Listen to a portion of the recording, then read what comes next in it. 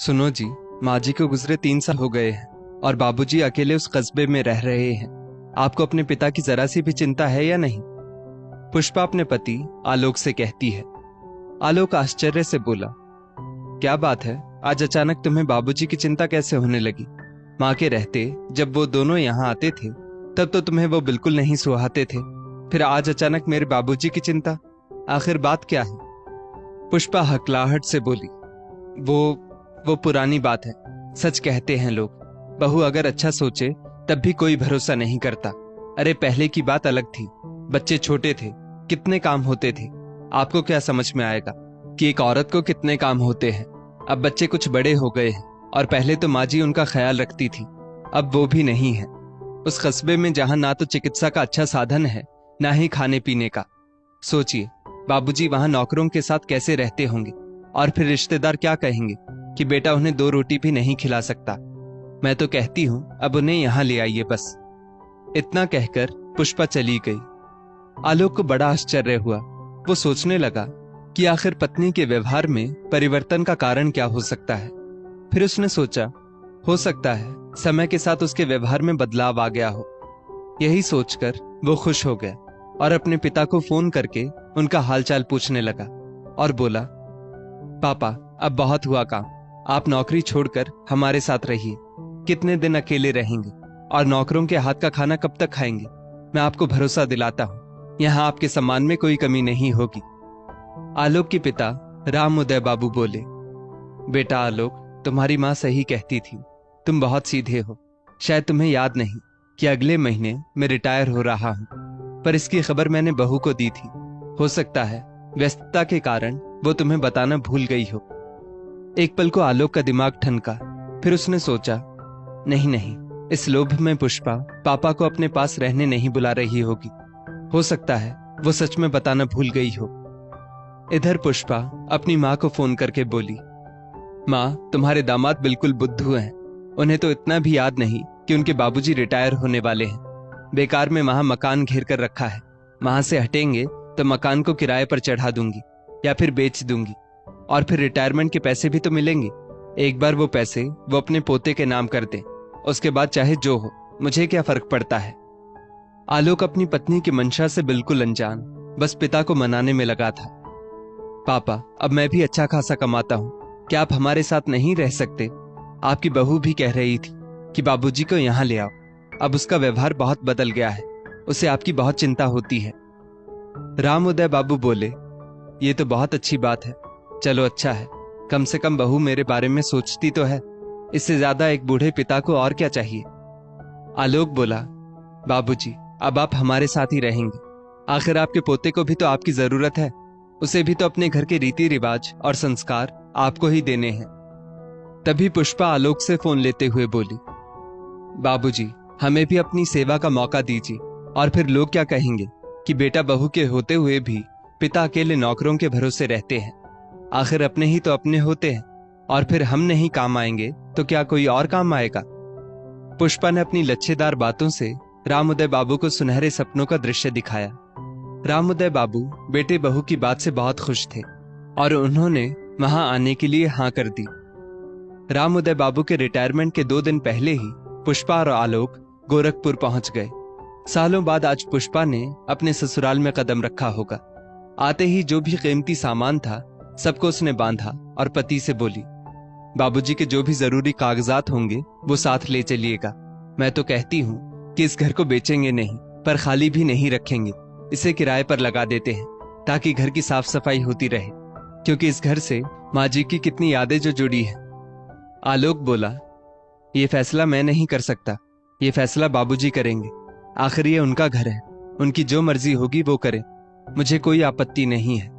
बस मैं ये चाहता हूँ कि रिटायरमेंट के बाद उनका समय सुख से बीते और उन्हें उनके हिस्से का पूरा सम्मान मिले। आखिरकार पुष्पा ने अपने मंसूबों को अंजाम दिया और राम उदय बाबू को अपने साथ ले आई। कुछ रोज तो उनका खूब अच्छे से सेवा सत्कार हुआ। पोते के साथ उनका भी मन लग गया, और क्यों नहीं मन लगता। बहू इतनी मीठी मीठी बातें जो करती थी, बेटा इतना सम्मान करता था, और क्या चाहिए। एक दिन बेटा नाश्ता करके दफ्तर गया। राम उदय बाबू टीवी देख रहे थे। पुष्पा बोली, पापा जी, बाजार से 2 किलो आलू और 1 किलो प्याज ला दीजिए, और हाँ, 1 लीटर दूध के साथ आते आते अपने पोते मोनू के लिए बिस्किट भी ले आइएगा। राम उदय बाबू बोले, बहू, मैं जब सुबह सैर पर जाता हूँ तभी कहती, मैं सब ला देता। अब दोबारा बाहर जाने का बिल्कुल भी मन नहीं हो रहा है।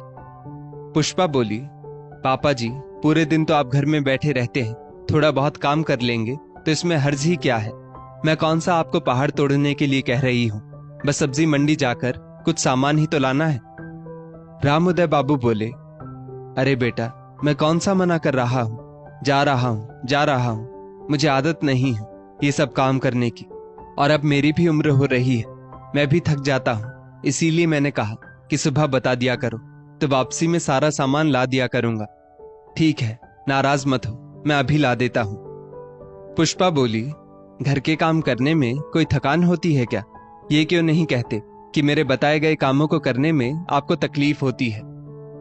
इतना कहकर वो अपने कमरे में आराम करने चली गई। ये कोई नई बात नहीं थी। वक्त के साथ ऐसा राम उदय बाबू के साथ अक्सर हो रहा था। बेटा जब तक घर में रहता पिता का बहुत ध्यान रखता था। बेटे के रहते जो बहू चाशनी में डूबी बातें करती थी, वो उसके जाते ही व्यंग भरी बातों से राम उदय बाबू के मन को घायल करती थी। बेटे से वो कुछ कहते नहीं थे, क्योंकि उन दोनों के बीच कलह का कारण वो बनना नहीं चाहते थे, इसलिए चुप रह जाते थे। जब तक पत्नी थी, बड़े सुख चैन की जिंदगी वो जीते थे। सब कुछ कितना अच्छा चल रहा था, परंतु अचानक आए हार्ट अटैक के कारण पत्नी दुनिया को छोड़कर चली गई और राम उदय बाबू अकेले रह गए। बाजार जा रहे राम उदय बाबू सोच रहे थे कि अब वो करें तो क्या करें। ये सब काम उन्होंने कभी किए नहीं है। जो काम बहू पहले मीठा बोलकर उनसे करवाती थी, वही काम अब ताने देकर करवा रही थी। एक रोज तो हद ही हो गई जब आलोक की अनुपस्थिति में पुष्पा राम उदय बाबू से बोली, पापा जी, आज काम वाली बाई नहीं आएगी तो अपने बर्तन धो लीजिएगा, और हाँ, देखिएगा अगर सिंक में 1-2 बर्तन एक्स्ट्रा हो तो उन्हें भी धो दीजिएगा। राम उदय बाबू सोच में पड़ गए कि उनकी मां ने कभी उनसे बर्तन नहीं मंजवाए थे, पत्नी ने कभी बर्तन मांजने को नहीं कहा, और आज ऐसे दिन आ गए हैं कि बहू मुझसे बर्तन मंजवाएगी। आलोक के आते ही वही पुष्पा इस तरह से बदल जाती थी मानो वो एक स्त्री ना होकर 2-2 स्त्रियों की किरदार निभा रही हो। एक रोज राम उदय बाबू सुबह की सैर करके आए तो थक कर लेट गए। आलोक उस वक्त घर में ही था। उसने कहा, क्या बात है पापा, आज आप थके थके लग रहे हैं। उन्होंने कहा, बेटा, आज जब मैं सैर पर गया था तो मुझे चक्कर आने लगे थे। आलोक बोला, पापा, 2-3 दिन बाहर मत निकलिए, थोड़ा आराम कीजिए, गर्मी बढ़ गई है, हो सकता है इसी वजह से आपको चक्कर आ गए होंगे। इतना कहकर आलोक अपने काम पर निकल गया। कुछ देर बाद पुष्पा आई और राम उदय बाबू से सब्जी लाने को कहा। उन्होंने कहा भी कि बहू, मेरी तबीयत ठीक नहीं है। पुष्पा बोली, पापा जी, सब्जी नहीं लानी है तो मत लाइए, कम से कम तबीयत खराब होने का बहाना तो मत कीजिए। अब घर में रह रहे हैं तो कुछ तो काम करना ही होगा।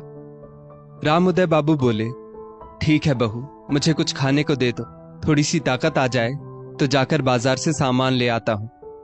पुष्पा ने 2 रोटी और सब्जी लाकर उनके सामने रख दी।